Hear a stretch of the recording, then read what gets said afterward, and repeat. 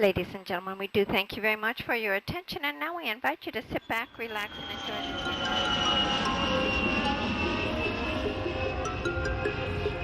enjoy. Welcome to our top travel destinations. I am your host, Kevin Flanagan.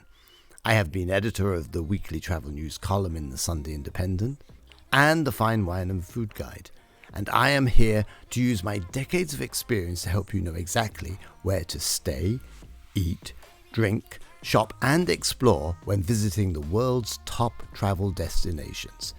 So sit back and enjoy the wonders of travel as we take off on our magical journey together.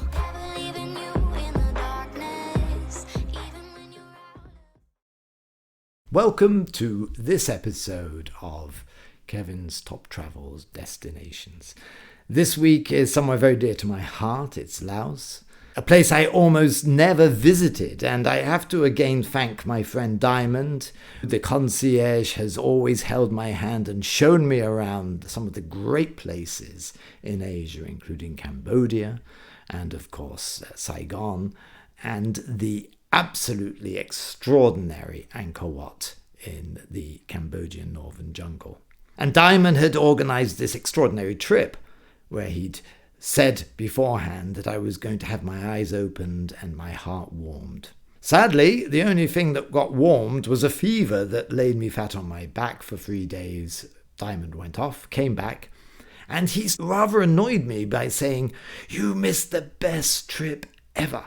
So I said to him, looking him sternly in the eye, I said, "Diamond, we will go back there. If you think this is the best place ever, I trust you, so we will return." And so we did. It was a year's long wait, and you have to wait until the end of this podcast to find out if I agreed with Diamond's summation that Laos is one of the best places you can visit. First, let's get a little bit of geography out of the way. Where, you may ask, exactly is Laos? And it's pronounced with the S. Laos. Laos. Laos is situated under Myanmar, beside China. Thailand, Vietnam and Cambodia make this circle. And it's quite a powerful circle of countries that have endured a lot of conflict, as we will see. In the 13th century, it was called Lausanne, and it was divided into Luanprabang, which we're going to discuss and visit, Vientiane, which is now the capital, and one other portion of the land which reaches up to the Thai border. As you know, everywhere around this part of the world suffered from invasions. Laos suffered from Burma attacking them, then Thailand, and if that wasn't enough, the French came in while they were trying to have their Indochina policy, when they were stripping some of these Asian places of their wares, their rubber and their tin. But they also left some extraordinary architecture and some wonderful buildings. But of course, the 20th century wasn't really very kind to this part of the world. And Laos was wrapped up in the Vietnam War, or the American War, which really dominated world news in the 60s and the 70s. The North Vietnamese, as you may know from my other podcasts, were fighting to get rid of the South Vietnamese government, the puppet government as they described it. And they were communist to the core. Ho Chi Minh was their leader, and they created this trail that went from Laos to Cambodia and down towards Saigon. And they used it so they could avoid the American bombardment, the B-52 bombers, which laid waste to large parts of Vietnam and the highlands. But, of course, the Americans illegally went in and bombed the Ho Chi Minh Trail, both in Cambodia, leading to genocide and Pol Pot and the Khmer Rouge, and in Laos. And it's extraordinary to recall that between 1964 and 72, the most bombs ever dropped on a population per head were dropped in Laos. It was 1 ton per person. That's 2 million tons, more than was used in the Second World War. And up to this day, 30 people die from the ordnance They say about 20% didn't explode, and people are now killed by stepping on cluster bombs, and it is a ruinous situation. In fact, when I went to the marketplace in Luanprabang, I bought, for myself and my 2 grandkids, jewellery made out of the aluminium that's taken from bombs that have blown up or have been diffused. It's extraordinary. And Laos is now a communist country. It is the party state. Some people have great opinions about this, that there has been reports in Amnesty and in the UN of one-party state where abuse and human rights and gender problems do exist. It is something that is really ever present if you go to this part of Asia. The resonance, the shadow of war, this battle between the communists and the capitalists, if you like to reduce it to that. But I found that this was a very vibrant country that, like Cambodia, is recovering, though people are very poor. It's interesting to note that 82% of the population still work on the farm. And whereas as a man living in Ireland, I can expect a life expectancy of 82 years currently, a male of my age will die at the age of 62. That's a 20-year difference. You're 90% more likely to die in childbirth, and you'll get 11 times more money if you're living and working in Ireland. So you can see this incredible disparity in all of these countries in Asia, where tourism is vital, absolutely, but we are so privileged and we are so well off, and even a cup of water that comes from the tap is something that many people in the countryside of Laos, Cambodia, still cannot enjoy. So what about tourism? Well, tourism is vital and ever growing. It's incredible to think that just 80,000 people visited Laos in 1990, whereas last year, 2023, 3 million people. And I was one of them, actually, this year, 2024. And we flew in with Diamond on this way delayed trip to Luanprabang, which was the former capital, and one of the most charming places I have ever visited. And the journey could not have got off to a better start. When we arrived, we were met by Diamond's best friend who worked at the airport, and he took us right through customs. We got our visa. You can apply for your visa on the border. It's very, very useful to just check all the visa requirements, but Laos seemed to me to be one of the easier places to get in compared to, say, Vietnam. And we were whisked through, and we were taken straight away to this extraordinary place where the Mekong, the incredible river that runs from Nepal all the way through to Vietnam, meets the Khan River. And there's this confluence there, and there's a bar right on this confluence, and you can get the history of the Mekong, which stretches way back into the mists of time, all the way through to this beautiful river. And you can sit there and sip your gin and tonic or your local liqueur, and I'm going to talk a lot about the local cuisine in Luanprabang and the coffee culture, which is extraordinarily good. That's the only thing I can say. And immediately as we sat there on this confluence of the two rivers, I can remember feeling this explosion of sensations, the river, the spices, this sense of coconut and milk and saffron and lemongrass. The air is filled with this richness of taste.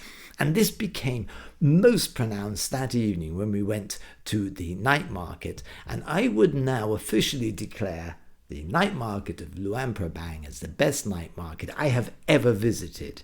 It will take the eyes out of your head. Apart from this richness of smells, you have a collection of people from around the world. The locals are very, very basic in their needs. They do not, as we've seen, have very opulent lifestyles. They still mostly live on the land, and they are trying to forage and make a buck from the tourists. I'm very happy to give them a buck, I'd have to say. We then had one of the best meals I've had in Asia.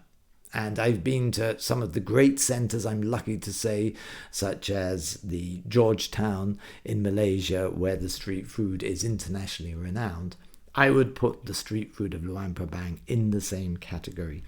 Diamond sometimes gets on my nerves and I get on his nerves for different reasons, like all good travelling companions. And he always goes off and buys stuff before I've had a look and slaps it down on the table, and he always buys too much and some of it goes uneaten.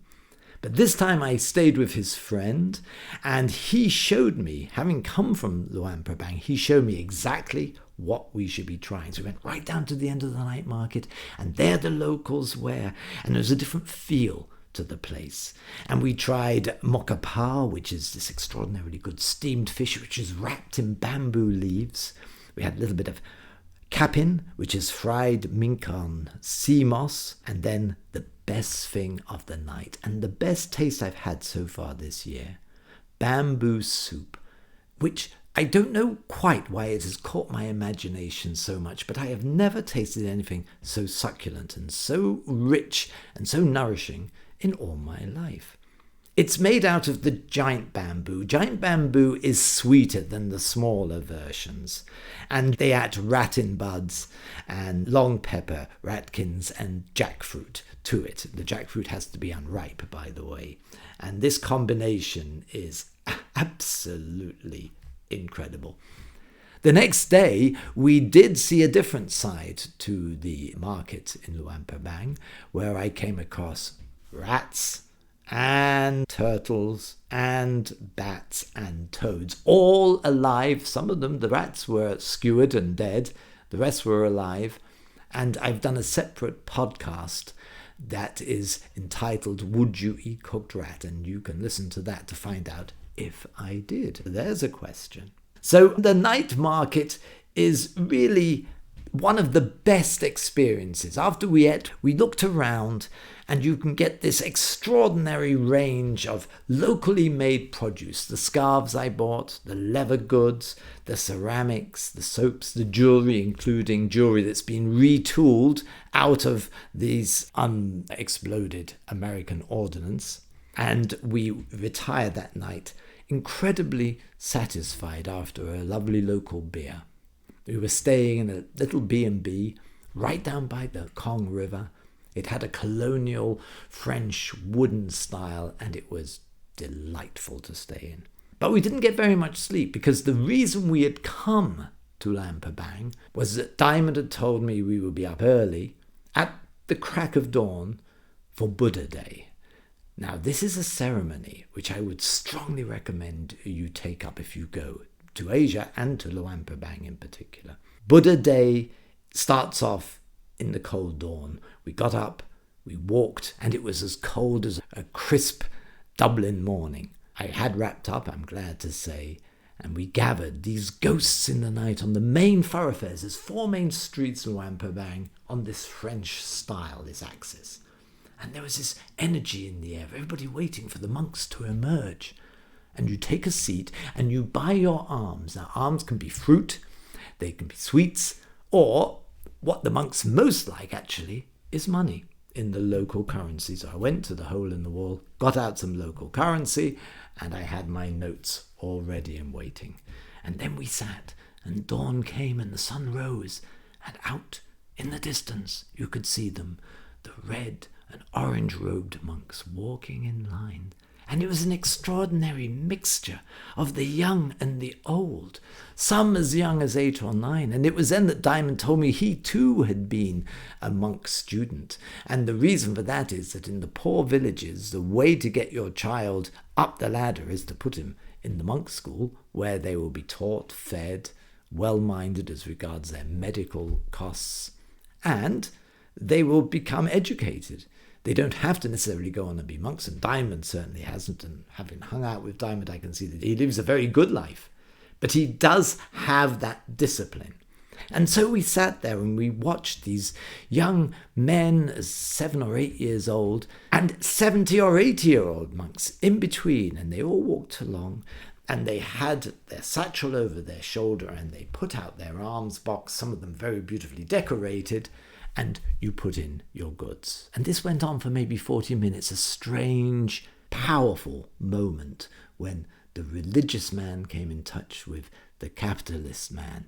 And it was an extraordinary transmission of energy between them and us. They have inscrutable faces. They didn't really catch your eye.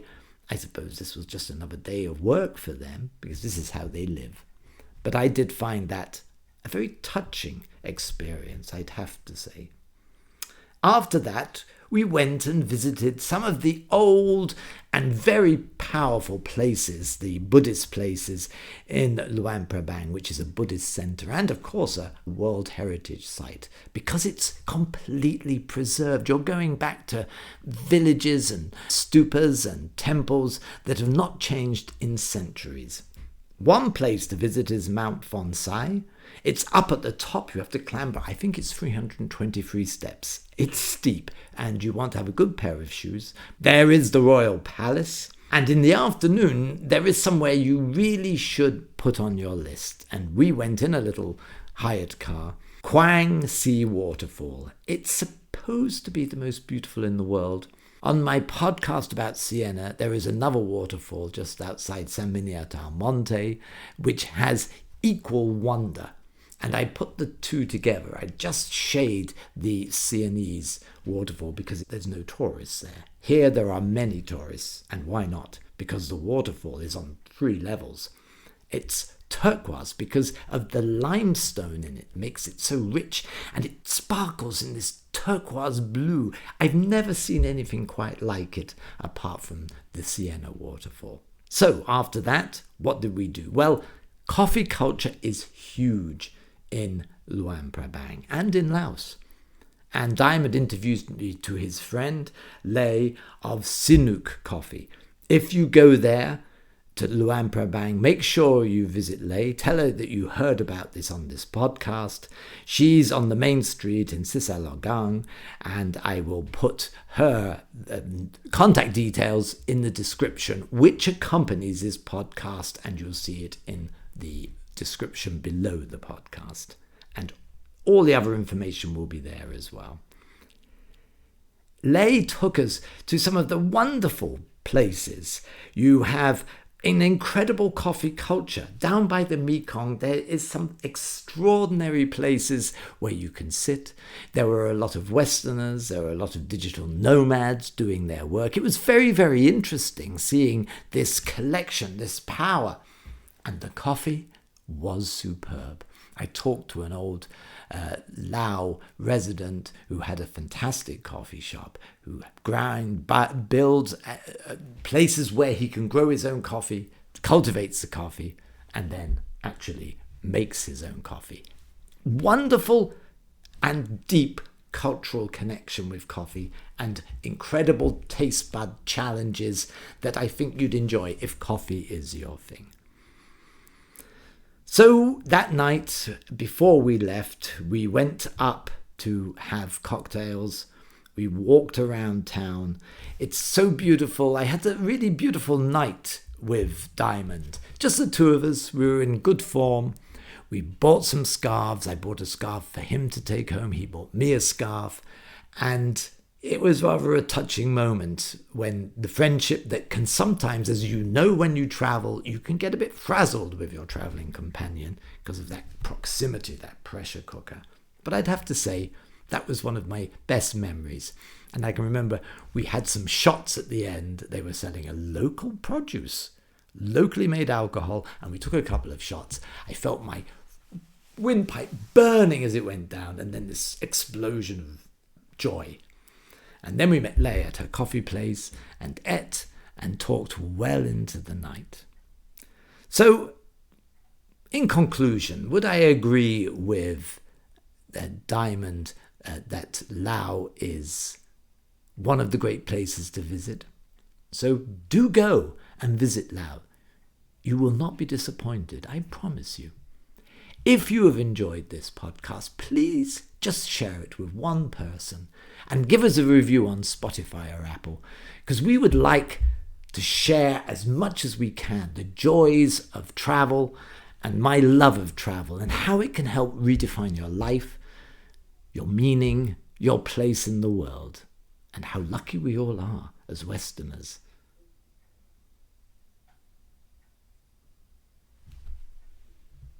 So please share and enjoy the podcast, and do listen to the accompanying podcasts on Would You Eat Cooked Rat, and you'll find out whether I did or didn't.